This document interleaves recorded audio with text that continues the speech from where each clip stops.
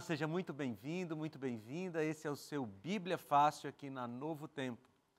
Nós estamos na metade da nossa temporada, eu creio, estudando temas bíblicos, doutrinas bíblicas que são fundamentais para um cristianismo saudável.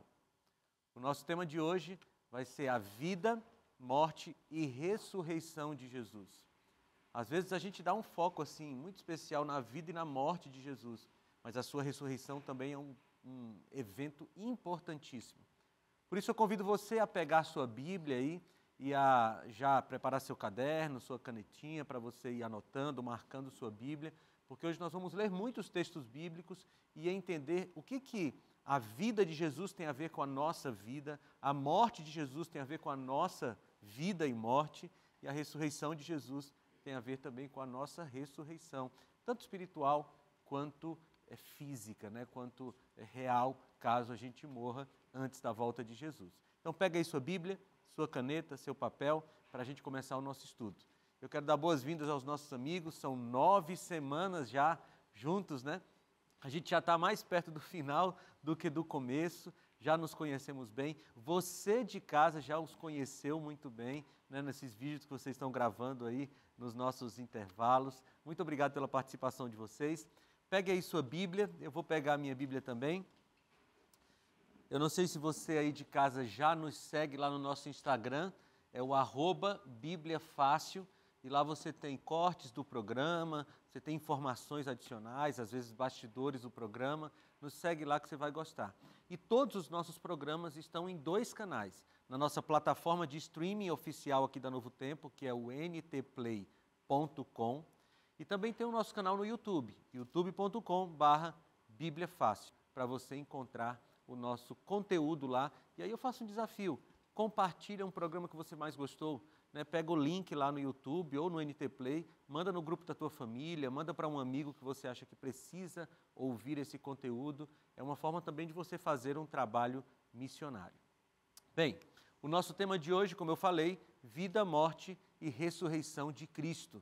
E como a gente faz sempre antes de estudar a Bíblia, a gente vai pedir a presença do Espírito Santo conosco. Senhor, nós estamos aqui mais uma vez tendo o privilégio de ter a Tua Palavra em nossas mãos, de poder estudar a Bíblia com liberdade em nosso país. Muito obrigado, Senhor Deus, por ter registrado todo esse conteúdo para nós. E muito obrigado porque o Senhor nos dá iluminação para entendermos a Tua revelação. Pedimos, Senhor Deus, que o Espírito Santo domine a nossa mente, nos ajude a entender e explicar a Tua Palavra da melhor forma possível, Senhor. Tem misericórdia de nós, nos dá a Tua graça, em nome de Jesus. Amém. Muito bem. Eu quero começar já com esse texto, que poderíamos dizer que é o texto áureo da Bíblia, né? Um texto que talvez a maioria dos cristãos saiba decorado, que é João 3,16. Aqui diz, porque Deus amou o mundo de tal maneira que deu o seu Filho unigênito para que todo aquele que nele crê não pereça, mas tenha a vida eterna.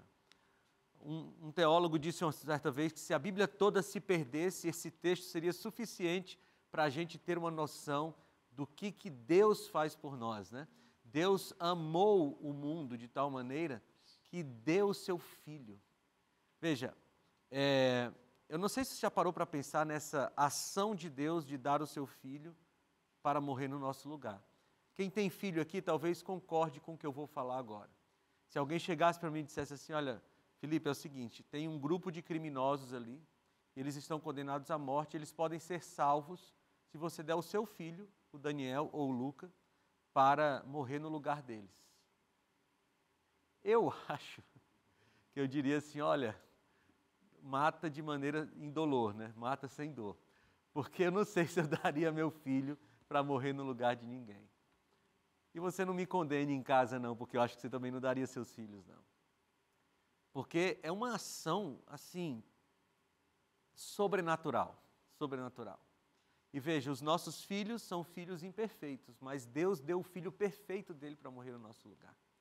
Né? E ele deu o seu filho, que a Bíblia chama de unigênito. O que é um filho unigênito? Não é um filho único, é diferente de filho único. Filho único é o único filho que você tem, só nasceu ele, mas Jesus é unigênito. O que é unigênito? É o único da sua espécie, é o único gene. É o único da sua espécie. Eu já falei para vocês, quando a gente estava estudando sobre a natureza de Cristo, que Jesus tem uma natureza singular. O que é a natureza singular de Jesus? Ele é o único ser do universo que tem a natureza humana e a natureza divina ao mesmo tempo. O Pai só tem a natureza divina, o Espírito só tem a natureza divina, mas Jesus, ele é um filho unigênito, é o único da espécie, não tem nenhum outro igual a ele no universo. E o texto está dizendo que Deus amou a você e a mim a ponto de dar o seu filho. Então a gente tem que ter muita gratidão por Jesus, muita gratidão por Deus e muita devoção a Deus. É por isso que o apóstolo Paulo fala assim, o amor de Cristo me constrange. Porque quando eu penso no amor que Deus teve por mim, que Jesus teve por mim, eu fico constrangido a negar qualquer coisa para Ele. Então, eu fico assim, ó, se Deus fez tanto por mim e me pede uma coisa tão pequena, como é que eu vou dizer não para Deus? Eu já te dou a palavra, Luana. É mais ou menos assim, olha, imagine que você estava em casa e alguém bateu na porta da sua casa e aí disse assim, olha, eu trouxe um presente para você. Qual é o presente? É uma Ferrari, aquela vermelhinha, novinha, zero. Está aqui, ó, já está no seu nome. Eu vim dirigindo para dar para você e agora eu precisava que você me deixasse aqui lá na minha casa. Você pode me dar uma carona? E você diz assim, não, chama um Uber. Vai de Uber, chama um táxi. O que seria? Seria uma baita de ingratidão, né? Só que Deus não nos deu uma Ferrari, Ele nos deu alguma coisa muito mais valiosa que uma Ferrari. Ele nos deu vida e vida eterna. E às vezes Deus diz assim, olha, eu te peço para você não ter outro Deus diante de mim. Aí a gente diz assim, ah não, Senhor. Não, eu te peço para você lembrar do dia de sábado para santificar. E você diz, ah não, Senhor, não, aí não. E eu fico pensando, como é que a gente consegue ser tão ingrato a Deus a ponto de negar um pedido dele quando ele fez uma coisa dessa por nós, né? Então, por isso que o amor de Cristo nos constrange, nos motiva a sermos obedientes. Pastor, depois da ressurreição, Jesus passa a ser o primogênito entre muitos irmãos, né? Isso. Qual é essa relação, então, se ele é unigênito? É porque ele tinha falado o único de uma espécie, e eu nunca tinha ouvido dessa forma. Eu sempre ouvi que o unigênito era o único, e depois da ressurreição, ele passou a ser o primogênito, o primeiro de muitos, pela questão dos outros também terem a chance de serem filhos de Deus, né? Através do sangue de Jesus. O primogênito na Bíblia pode ser o primeiro filho a nascer ou pode ser o principal dos filhos. Você vai ter um texto, acho que em Samuel, em 1 Samuel, não me lembro a referência agora, que chama Davi de primogênito. Só que Davi era o último filho. Por que Davi era o primogênito? Porque pela unção de Cristo, pela unção de Deus nele, ele passou a ser o principal dos filhos de Jessé. Então Jesus é o primogênito dos mortos, não porque ele foi o primeiro a ser ressuscitado, porque já tinha sido ressuscitado gente no Antigo Testamento, mas porque ele é o principal, no sentido de principal, essa primogenitura. Pode falar, Celina. Pastor, fala que ele é filho unigênito, né, de Deus. E como explicar ele não ser uma criatura de Deus? Então, a gente é filho. A gente conversou um pouquinho naquele outro dia, né, na outra semana, que essa relação de pai e filho na Bíblia é uma relação didática, para a gente entender como Deus se comporta em relação a nós e como o Filho se comporta em relação a nós. E foi uma própria nomenclatura bíblica. Você vai encontrar lá em Daniel capítulo 7 ou 8, não me lembro muito bem agora, falando do Filho do Homem. E aí Jesus se identifica como Filho do Homem. Então foi uma nomenclatura bíblica, mas que não determina uma hierarquia entre eles. Por que isso? A gente viu lá no programa sobre a natureza de Cristo que ele é 100% Deus. A Bíblia diz que nele está toda a plenitude da vida, a plenitude de Deus. Então, a gente tem revelação de que Jesus é igual a Deus e de que o Espírito Santo é igual a Jesus. Então, não existe hierarquia entre eles. Embora, na nossa cabeça, quando a gente escuta pai e filho, a gente pensa na nossa relação de pai com nossos filhos. Mas na divindade não existe essa relação. Jesus não foi criado. E eu vou ler um texto para você, para você de casa também, Isaías capítulo 9. Só para a gente não ficar com nenhuma dúvida se Jesus foi criado em algum momento, tá bom? Isaías capítulo 9, versículo 6. Aqui é uma profecia sobre Jesus, tá? Uma profecia sobre Jesus, Isaías 9, 6 diz assim: porque um menino nos nasceu, um filho se nos deu, o governo está sobre os seus ombros, e o seu nome será Maravilhoso Conselheiro, Deus Forte, Pai da Eternidade, Príncipe da Paz. Então, o Pai da Eternidade não pode ter sido criado em algum momento, porque Ele é o Pai da Eternidade. Ok? Então, Jesus nunca foi criado. Essa relação de pai e filho é uma relação didática, mas na prática, lá na divindade, todos são iguais. Pode falar, Edson. Pastor, a gente insiste, né, em querer entender essa questão da Trindade, de Jesus Filho, pela ótica humana, né? Uhum. Isso é impossível, né? A gente não consegue ir além desse pensamento, e a gente, quando fala em pai e filho, automaticamente a gente vai puxar isso na nossa mente, a gente não consegue compreender isso, né? E eu não sei se o senhor concorda comigo, mas essa questão de muitas vezes a gente se virar contra Jesus, contra a doutrina, tem muito a ver pela questão de nós não termos um custo em vida, né? Por esse sacrifício que foi feito, e a gente não entende, né, essa graça. A gente pensa que é de graça e a gente acaba não dando a real importância que deveria ter, né? Eu acho que você foi no ponto certo. Quem entende minimamente a graça de Deus, quem entende minimamente o que recebeu de Deus, não consegue não se esforçar para ser obediente. É só quando você não entende. Por isso que eu sempre digo assim que desobediência é ingratidão. Porque quando você entende a graça, você se torna grato e aí você diz assim, eu não posso fazer, o mínimo que eu posso fazer é tentar ser o máximo de obediente a Deus. Você tem toda a razão. Quem não entende a graça, não obedece. Mas quem entende a graça diz, eu preciso obedecer. Mas vamos lá, então a gente começa por aqui. A Bíblia revela, portanto, um Deus que manifesta interesse incomparável pela salvação da humanidade. Amigos, o maior interessado na nossa salvação é Deus. Não sou eu o maior interessado na minha salvação, é Deus. Ele está mais interessado na minha salvação do que eu mesmo. Vou dizer uma coisa para vocês, se eu não atrapalhar, Deus me salva. O problema é que a gente às vezes atrapalha, né? Mas Deus está muito interessado na nossa salvação.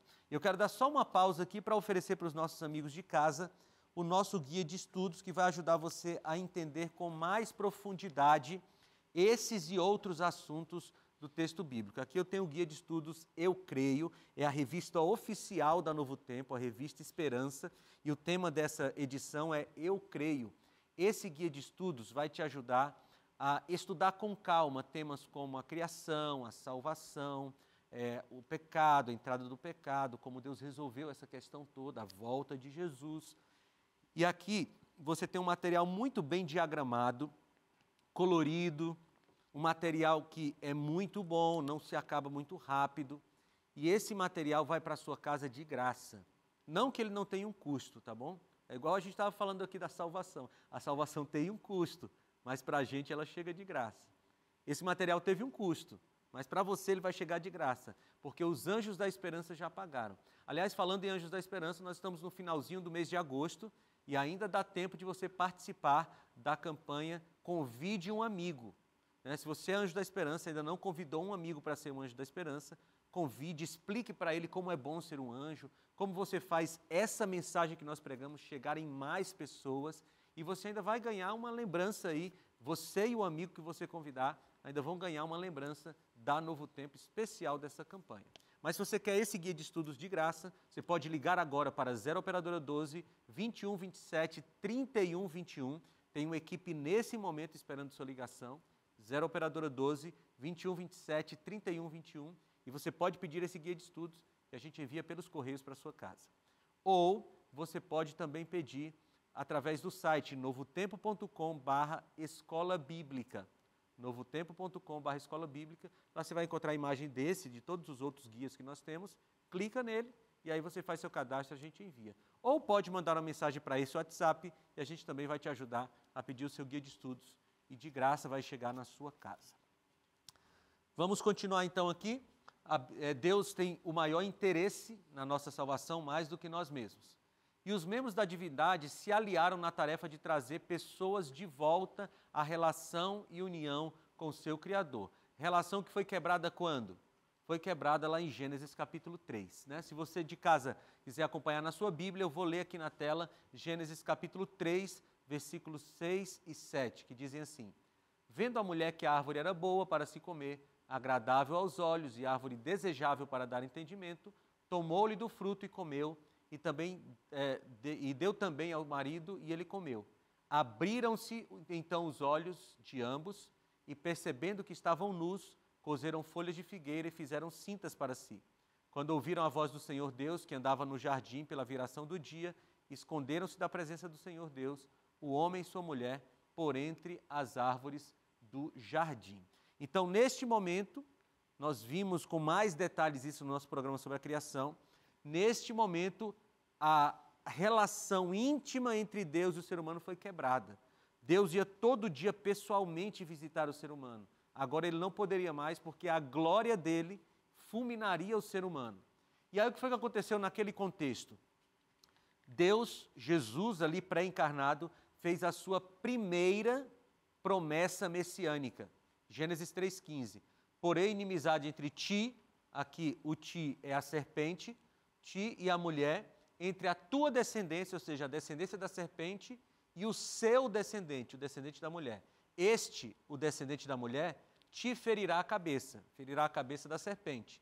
E tu, serpente, lhe ferirás o calcanhar. Quando foi que isso aconteceu? Lá na cruz do Calvário, quando Jesus fez uma ferida mortal na serpente, ele pisou na cabeça, mas a serpente fez uma ferida parcial em Jesus, picando no calcanhar, que foi a morte que depois teve a sua ressurreição. E o que foi que o pecado causou? Isaías 59, 2. Isso aqui é importante. Mas as vossas iniquidades fazem separação entre vós e o vosso Deus, e os vossos pecados encobrem o seu rosto de vós, para que vos não ouça. Ou seja, em outras palavras, o pecado gerou um abismo entre os seres humanos e Deus. Nós estávamos juntos, unidos, mas o pecado gerou um abismo e era necessário uma ponte sobre esse abismo. E quem é a ponte sobre o abismo? Jesus Cristo.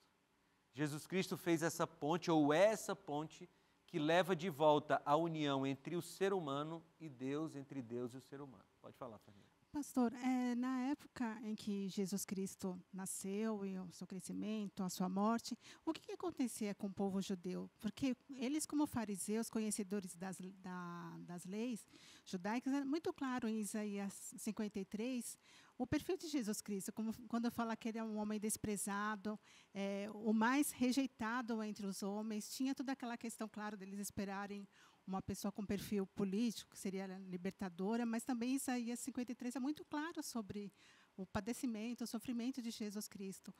Será que eles já tinham se distanciado um pouco da... Eu concordo com você que a Escritura é muito clara, né? Mas a história dos judeus nos ajuda a entender um pouco por que o coração deles estava tão fechado. Veja, os judeus passaram por um cativeiro babilônico de 70 anos. Né? E depois do cativeiro, eles vieram numa luta para manter a sua autonomia como povo. Aí, no período intertestamentário, ali depois de 400 a.C. para cá, eles tiveram problemas com os gregos, e naquele momento que Jesus nasceu, eles estavam com problemas com os romanos, estavam dominados pelos romanos. Então, o sentimento de nacionalismo nos judeus era muito forte, a ponto de dizer assim, o Messias precisa chegar para nos libertar dos romanos. Então, quando o Messias chega, aquela ideia de um Messias sofredor, de um Messias, entre aspas, fraco, que seria morto, para eles não era uma ideia simpática. Eles queriam o Messias que viria para libertar o povo. Né? É tanto que você vê em João capítulo 6, a gente não vai conseguir ler porque é um capítulo grande, mas esse é o meu capítulo preferido da Bíblia, talvez. Em João capítulo 6, Jesus faz a multiplicação dos pães e peixes, lembram? Aí no final da multiplicação dos pães e peixes, o povo queria coroar Jesus como rei. Aí ele obriga, a Bíblia diz, ele obriga os discípulos a entrarem no barco para atravessar o mar da Galileia e despede as multidões. Aí tem aquela história da tempestade no mar, que ele anda sobre as águas, E aí no dia seguinte, ainda em João capítulo 6, Jesus está do outro lado do mar da Galileia com os discípulos e as pessoas chegam, aquelas mesmas pessoas da noite do dia anterior. Chegam e dizem assim, Senhor, faz mais milagres para a gente. Multiplica mais pão. Por quê? Porque eles estavam empolgados com o Messias que viria para libertá-los, o Messias político. Aí Jesus diz assim, não vou fazer mais milagre.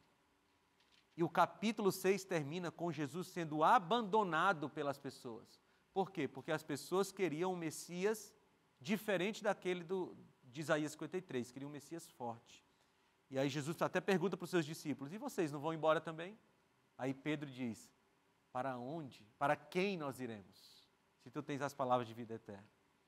Então, a visão dos judeus estava turva, deturpada pela vontade de se livrar dos romanos. Eu vou te dizer uma coisa, Fernanda, aproveitando que você perguntou. Hoje, em 2024, nós temos uma leva de cristãos de novo esperando um Messias político, tentando colocar Jesus no meio de briga partidária, tentando colocar Jesus no meio de ideologias políticas, ideologias não bíblicas, tentando colocar Jesus, forçar a figura de Jesus no meio de ideologias político-partidárias. E Jesus não cabe ali, porque Jesus não veio para ser um Messias político e não é um Deus político. Jesus veio para libertar o povo do pecado e não para se envolver em política partidária, seja de qual lado for. Então isso aconteceu lá e acontece aqui do mesmo jeito. Vamos lá. Então Jesus, o pecado nos fez separação entre Deus e os homens. E o caráter de Deus revela um misto inigualável de graça e justiça, uma plena disposição para nos perdoar. E aí eu leio esse texto para vocês. 1 João capítulo 1, versículo 9. Esse é um texto que você tem que ter marcado na sua Bíblia aí. Porque se tem uma coisa que nós precisamos é de perdão de Deus. Nós precisamos de perdão de Deus. E olha o que Jesus fala aqui, né? Na verdade, João escreveu inspirado pelo Espírito Santo.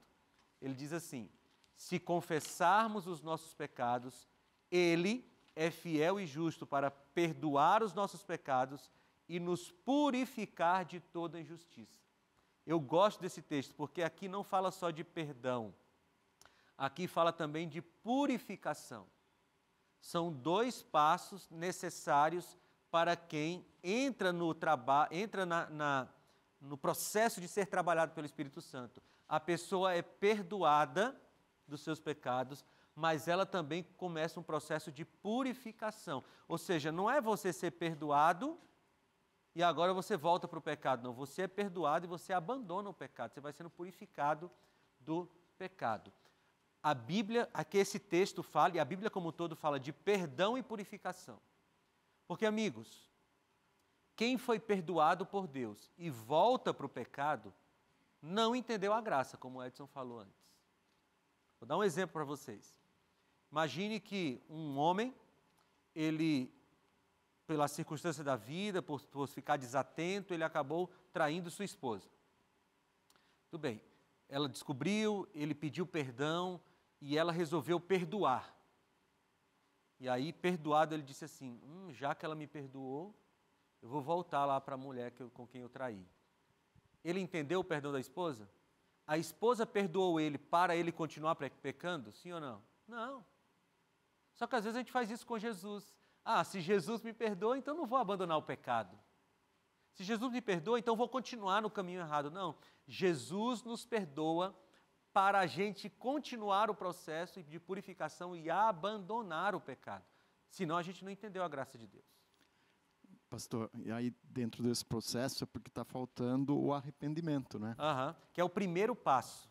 É o primeiro passo. E vejam, a Bíblia diz lá em Atos, depois eu me lembro do texto, que quem produz em nós o arrependimento é o próprio Espírito Santo. Você percebe que nem para se arrepender a gente consegue se arrepender sozinho? A nossa natureza é desgraçada mesmo, né? Então, Ele produz em nós o arrependimento. E o que é arrependimento? Arrependimento é tristeza pelo pecado. Pelo pecado, não pelas consequências do pecado.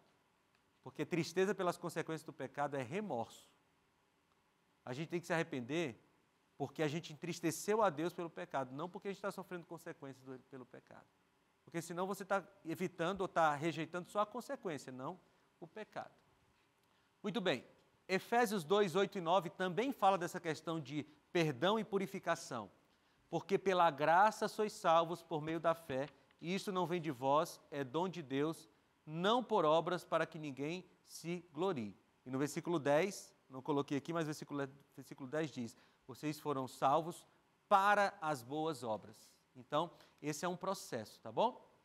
Muito bem, agora eu quero, nesses minutos finais desse bloco, começar a explicar para vocês um processo que está acontecendo no céu, mas que começou na terra e tem tudo a ver com a vida de Jesus.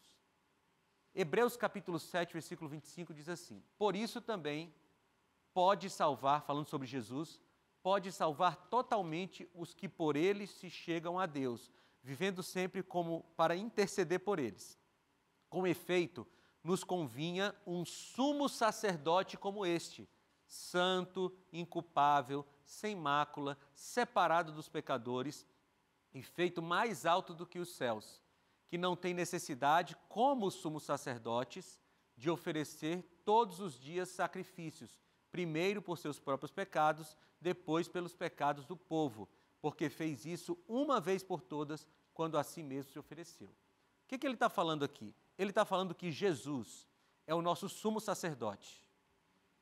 E aí, quando a gente ouve assim, Jesus é nosso sumo sacerdote, a gente se remete a quê? Aos rituais do Antigo Testamento no santuário. E eu vou já explicar para vocês rapidamente esses rituais, tá bom? Mas aqui tem uma coisa muito interessante, que o nosso sumo sacerdote, Jesus, é diferente dos outros sumos sacerdotes que estavam na terra. Por quê? Porque o sumo sacerdote na terra tinha que oferecer um sacrifício por ele mesmo, porque ele era pecador. Mas o nosso sumo sacerdote não é pecador. E onde é que ele está agora?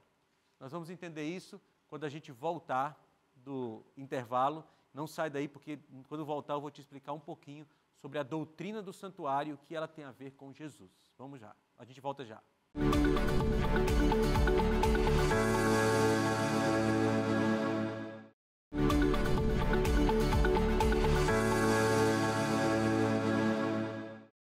Estamos de volta com o seu Bíblia Fácil e eu quero mais uma vez oferecer para você esse guia de estudos que vai te ajudar a entender melhor esse tema bíblico e outros. É o guia de estudos Eu Creio e ele vai para a sua casa sem custo algum. A gente não manda boleto junto, a gente não faz cobrança depois, é de graça mesmo, porque a gente quer que você estude mais a Palavra de Deus. É só você ligar agora para 0 Operadora 12 21 27 31 21 ou você entrar no site novotempo.com/escola bíblica e você vai pedir e a gente vai mandar de graça para a sua casa, tá bom? Mas vamos continuar aqui.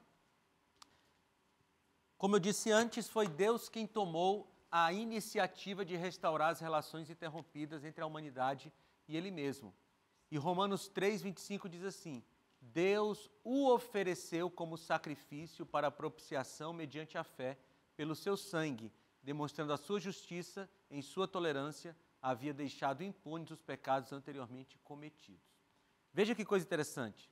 No ritual do santuário no Antigo Testamento, tinha o sacrifício, que era a ovelha, né? O carneiro, a ovelhinha, e tinha o sacerdote, quem fazia o sacrifício. Jesus é, ao mesmo tempo, sacrifício e sacerdote. Eu acho muito lindo esse negócio de Jesus. Ele é o sacrifício, porque na cruz ele foi o Cordeiro de Deus que tirou o pecado do mundo, João 29, mas ele é o sacerdote, porque ele mesmo, no santuário celestial, oferece o sacrifício que ele fez como expiação pelos nossos pecados. Deixa eu ver se eu chego aqui. Olha, muito bem, é nesse ponto que eu quero chegar. As cerimônias do Antigo Testamento, que tinham como objetivo obter perdão, purificação e reconciliação por meio do seu sangue, foram cumpridas no Calvário. E agora a gente vai relembrar um pouquinho o santuário do Antigo Testamento. Vamos lá. O santuário do Antigo Testamento tinha três áreas, vamos dizer assim. Tinha o pátio, tinha o lugar santo e o lugar santíssimo. No pátio tinha o altar de sacrifício e a pia de purificação. No lugar santo tinha o candelabro com 7 lâmpadas, com 7 velas. Do outro lado, uma mesa com 12 pães, representando as 12 tribos de Israel, e também Jesus, que é o pão da vida, e tinha o altar de incenso. O incenso era queimado aqui nessa região, e ele subia por cima da cortina que dividia o Santo do Santíssimo e ia até, representativamente, o trono de Deus. No lugar santo tinha a Arca da Aliança, dentro da Arca da Aliança, as tábuas dos 10 mandamentos, e em cima da aliança, a tampa da aliança, era chamada de propiciação, ou propiciatório, tá? Guarda essa palavra. Propiciatório, a tampa da arca. E em cima da tampa, 2 querubins de ouro, e no meio deles aparecia o Shekinah. O que era Shekinah? Era a presença de Deus. Agora veja como tudo isso, de alguma forma, aponta para Jesus. No altar de sacrifício, o cordeiro era morto. Quem é o cordeiro de Deus que tira o pecado do mundo? Jesus. Aqui na pia de purificação tinha uma água, onde se purificava, o sacerdote se purificava. Quem é a água da vida? Jesus.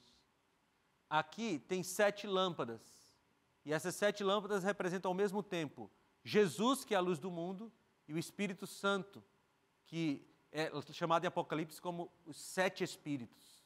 Tá? Ali do outro lado você tem o pão. E quem é o pão da vida?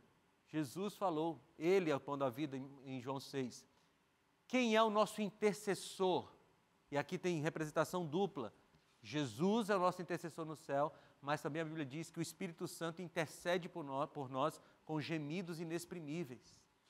E ali no lugar santo, no lugar santíssimo, você tem a presença de Deus com o Shekinah, a lei de Deus dentro da arca, e entre elas duas a tampa chamada propiciatório. Por que eu estou dando ênfase no propiciatório? Porque o propiciatório é como se fosse uma barreira entre as exigências da lei e a presença de Deus. Aí, o apóstolo Paulo diz que Jesus é a propiciação pelos nossos pecados. Opa! Então há uma ligação entre o propiciatório, a tampa da arca, e Jesus, assim, sabe por quê? Porque a lei de Deus, ela nos acusa, ela nos condena, não é? Porque está escrito lá, não furtarás, e a gente furta. Né? Tá lá condenando sei lá, desonrar pai e mãe, e a gente desonra. Então, a lei nos acusa. E a glória de Deus deveria matar todo pecador que tem essa mancha do pecado. O que nos protege de não sermos fulminados pela glória do Pai? O propiciatório, ou aquele que fez propiciação. Jesus, ele é a barreira entre a glória de Deus, que naturalmente nos mataria, e nós pecadores. Ele diz assim, diante do Pai, Pai, eles mereciam a morte, mas eu morri no lugar deles. Gente, isso é maravilhoso demais, né? Pastor, e também, que eu já estudei um pouco, tem a cortina que separava nós de tudo isso, digamos assim, o né? lugar Havia santo um do sacerdote. Santíssimo. E a ressurreição fez com que a morte, a ressurreição, com que essa cortina se rasgasse e a gente tivesse acesso, digamos, a esses elementos. Esse é um ponto, obrigado, Luana, por ter lembrado. Porque lá em Mateus 27, diz que quando Jesus morreu, quando ele morreu, na hora que ele morreu, esta cortina aqui se rasgou de alto a baixo. E essa cortina, amigos, não era um paninho fininho de TNT, não. Né? Era uma cortina muito grossa, não dava para ser rasgado pela mão de um homem. E a Bíblia diz claramente que ela se rasgou de alto a baixo. Por quê? Porque até a morte de Jesus, ninguém poderia chegar ao lugar santíssimo sem a intercessão do sacerdote. Só que quando o Cordeiro de Deus morreu, não precisa mais da intercessão dos sacerdotes. O caminho está aberto, e Paulo fala isso em Hebreus. Nós podemos acessar o trono de Deus pelos méritos de Jesus. Pode falar, Raquel. O pastor, é engraçado observar também que quando a cortina ela se rasga, nos traz também uma visão material do que aconteceria no espiritual, né? Porque nós teríamos acesso a Deus diretamente, da mesma forma que as pessoas que iam, o sacerdote ia fazer sacrifício e só ele poderia entrar no Santíssimo, as pessoas visualizam. Agora que eles agora viam o elas formam, Santíssimo, né? que eles Exatamente, é uma representação física de uma realidade espiritual. Aqui nós temos uma outra representação, né, e eu trouxe essa aqui apenas para falar um pouquinho do ritual do santuário, o ritual diário. Como é que acontecia? O pecador ia até o santuário, levava um cordeirinho e o cordeirinho era sacrificado. O sacerdote comia a carne do cordeiro. Né? Logicamente não comia tudo, ele comia um pedacinho da carne do cordeiro. Por quê? Não era fome não, gente. Era representação espiritual. Ele estava daquele jeito dizendo que o pecado do pecador que passou para o cordeiro agora estava sendo assumido pelo sacerdote. E aí o sacerdote também fazia um sacrifício por ele e espirrava o sangue na cortina que separava o santo do santíssimo, como se o pecado do povo, do pecador que passou para o cordeiro, que passou para ele, agora tivesse sido jogado no santuário. E uma vez por ano, no Yom Kippur, dia da expiação, o sumo sacerdote entrava no lugar santíssimo. Aqui, nesse lugar, o sacerdote entrava todos os dias. Neste lugar aqui, só uma vez por ano o sumo sacerdote entrava. Para quê? Para fazer expiação ou purificar o santuário. Por que eu estou dando ênfase nisso? Vai lá para Daniel capítulo 8. Daniel capítulo 8, versículo 14. Daniel capítulo 8, versículo 14. Daniel 8, 14. Olha o que diz. Numa conversa entre anjos e Daniel e os anjos, ele diz assim: e ele me disse, até 2.300 tardes e manhãs, e depois o santuário será purificado. Amigos, eu queria muito ter tempo, mas nessa temporada nós não vamos ter um programa inteiro para estudar esta profecia das 2.300 tardes e manhãs. Mas ela aponta para o momento em que Jesus deixa de ser o sacerdote e assume a função de sumo sacerdote no grande dia da expiação profético. Vou tentar explicar rápido para vocês. Todos esses rituais que aconteciam aqui na terra, eles tinham um paralelo profético. Vou explicar para vocês aqui, ó. O cordeiro morria, né? Quem é o cordeiro de Deus que tira o pecado do mundo? Jesus. Então, qual é o pátio profético? Você consegue entender? Onde foi que o cordeiro de Deus que tira o pecado do mundo morreu? Na cruz do Calvário. Sabe qual é o pátio do santuário celestial? O Calvário. Opa, mas não acabava no Calvário, não acabava aqui. Tinha o processo do Santo e do Santíssimo.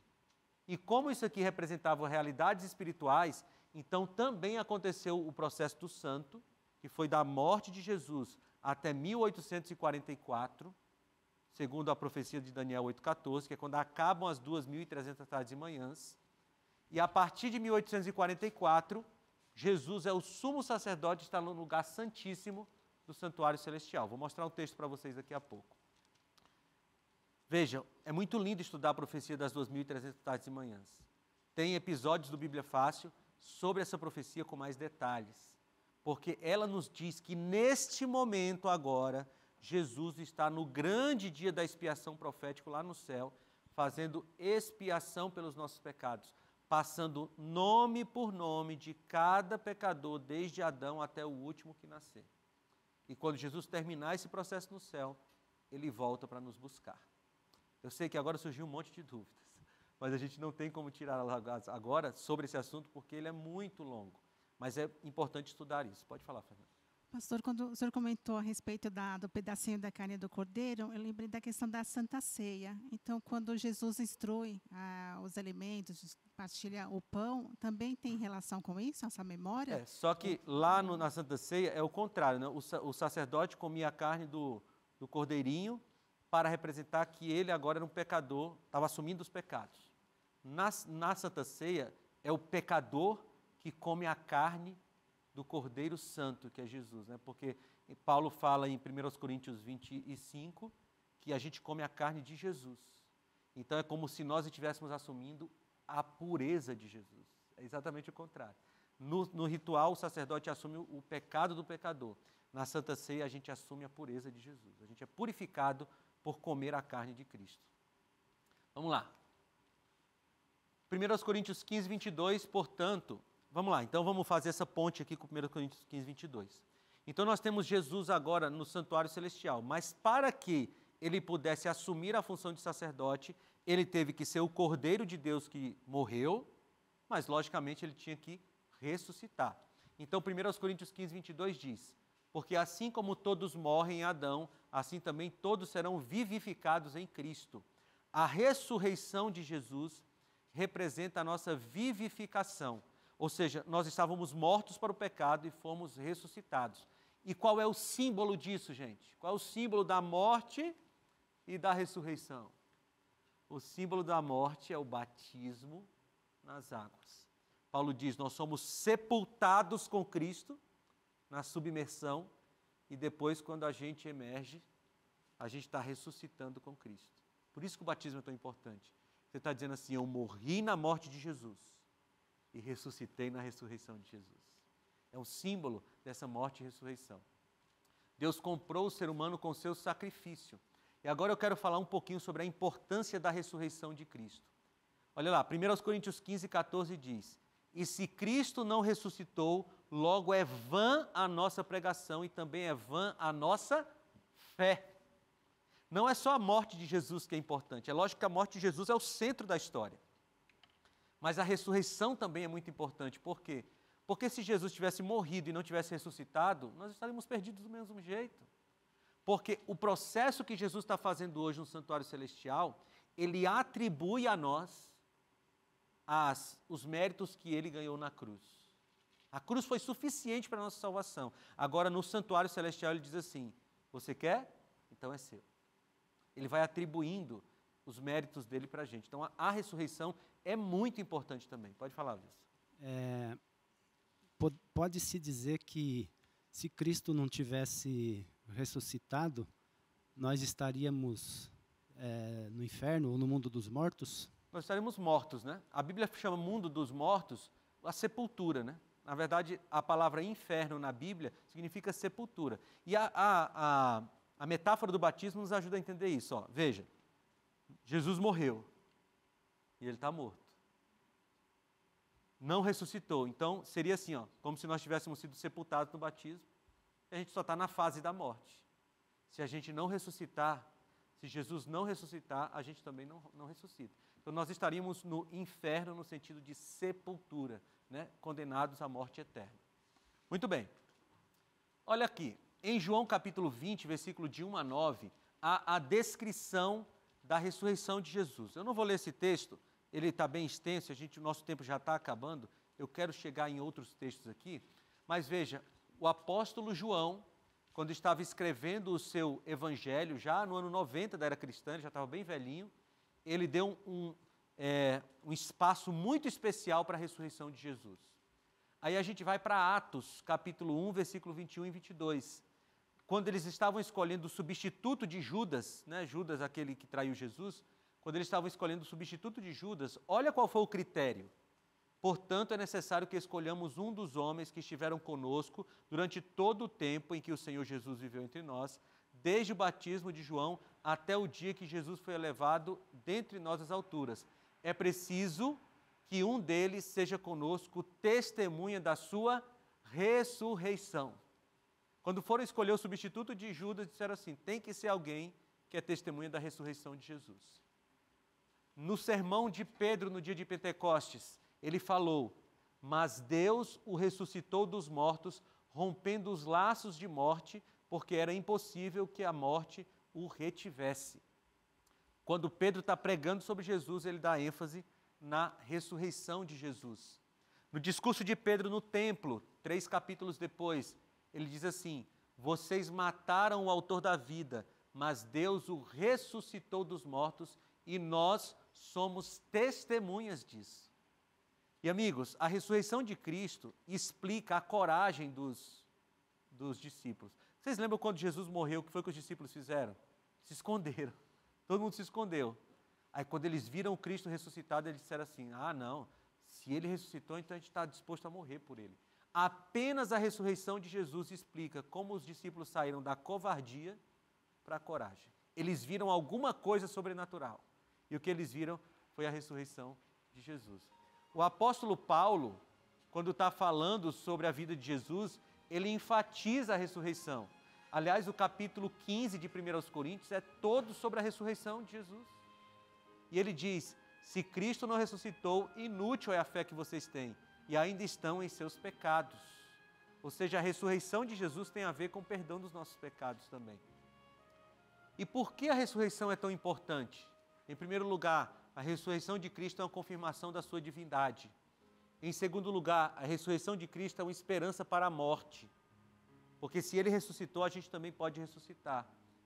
A ressurreição de Jesus, ou a ressurreição, é a única forma de voltarmos a nos comunicar com quem morreu.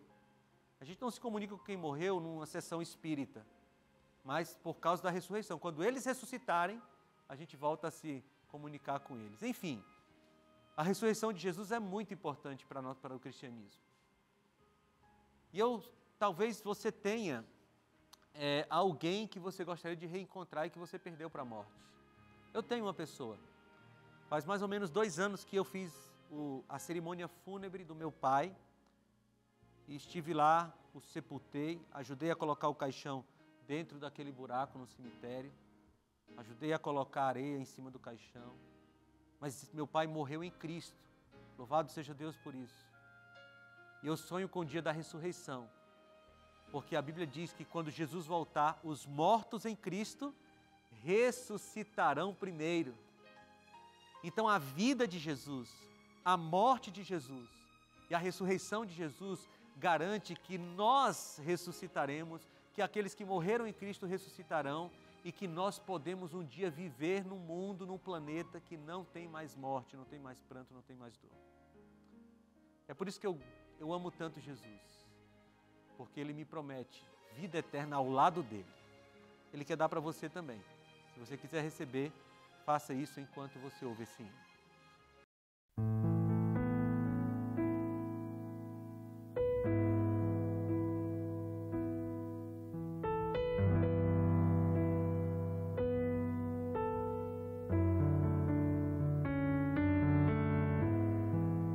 Foi por você que Ele se entregou,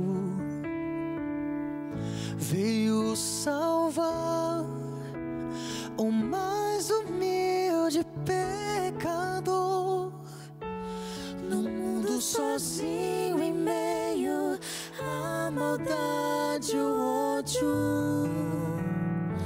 aceitou carregar a minha cruz, carregou as nossas dores, Ele tudo suportou, foi amor de meu Jesus, como não vou aceitar e entregar meu coração, que é tão duro e imperfeito,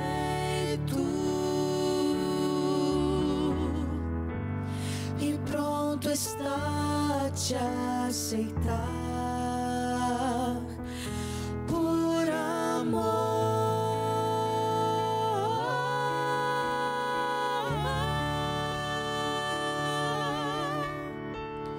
Por amor.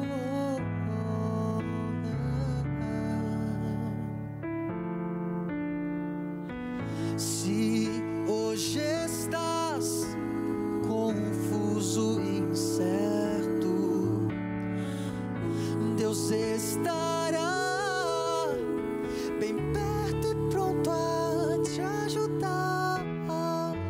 Jesus bate a porta do teu coração e quer oferecer-te a salvação.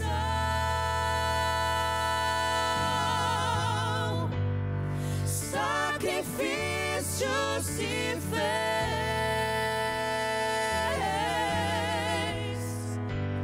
a morte em vida se tornou.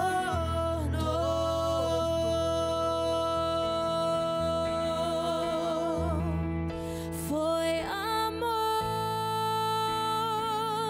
de meu Jesus, como não vou aceitar e entregar meu coração, que é tão duro e imperfeito, e pronto está te aceitar. Por amor,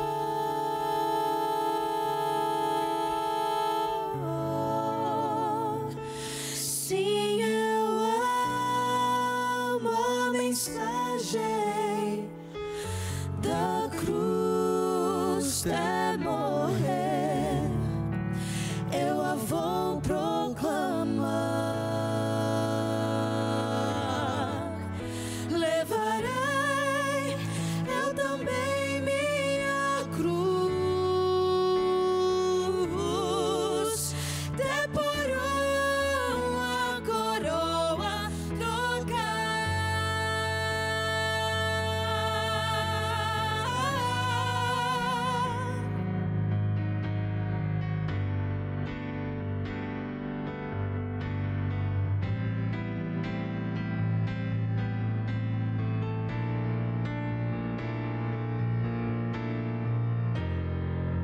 oh, foi amor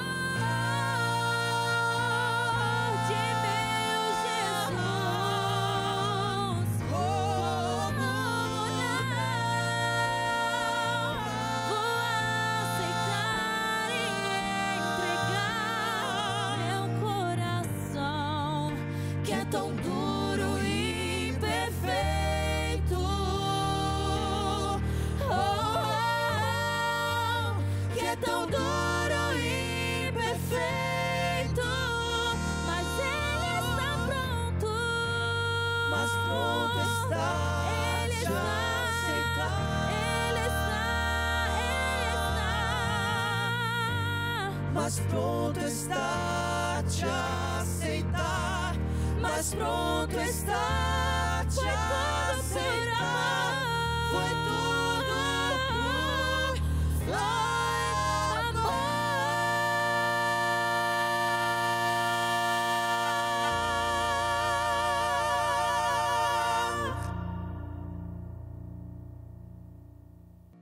Isaías 53 diz assim: porque foi subindo como um renovo diante dele, e como a raiz de uma terra seca, não tinha boa aparência nem formosura. E o versículo 4 diz: certamente ele tomou sobre si as nossas enfermidades, e as nossas dores levou sobre si, e nós o reputávamos como aflito, ferido de Deus e oprimido. Mas ele foi traspassado por causa das nossas transgressões, e moído, esmagado por causa das nossas iniquidades. O castigo que nos traz a paz estava sobre ele, e pelas suas pisaduras fomos sarados. Foi ele quem nos salvou. Você ora comigo agora? Senhor, obrigado, porque o Senhor foi o sacrifício e é o sacerdote.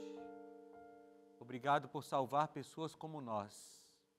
Nós te agradecemos imensamente e fazemos isso em nome de Jesus. Amém, Senhor.